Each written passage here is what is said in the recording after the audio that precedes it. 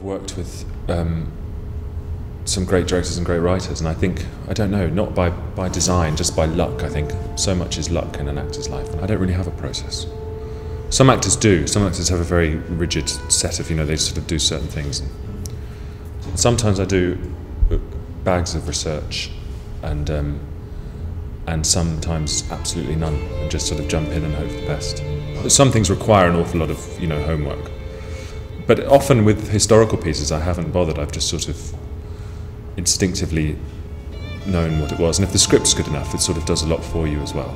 A lovely period for me is having a good sort of, it doesn't always happen, but a good 3 or 4 weeks before a part to let things swim around in my head without consciously thinking about it. It's sort of subconscious dreaming. So I don't do very much, and I just sort of read the script a lot and then try and forget about it, and things pop up. So there's different levels of fame, but generally I don't think it's useful. Obviously I'd love to know what Daniel Day-Lewis has for breakfast, but actually I don't, because I'd rather just see him as an actor.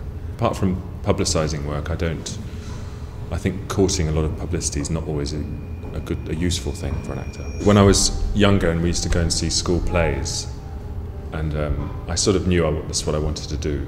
The most glamorous and romantic thing was seeing these actors on stage in the evening, and then as we were getting on the bus to go back to school, you'd see them come out of the stage door and they would off into the night. And it was that, you're on and then you're off.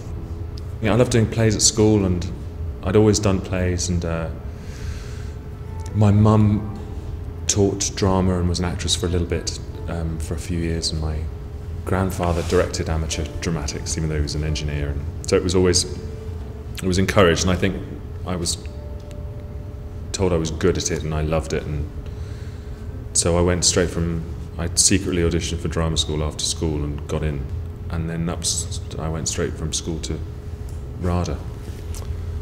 That was, The longer I'm an actor, a very odd sensation is sometimes looking back at stuff you've done. But now and again you see something's on TV, and certainly something you thought you were quite good in, and you watch them 5 years later and realise how appalling, or they just didn't, they haven't lasted.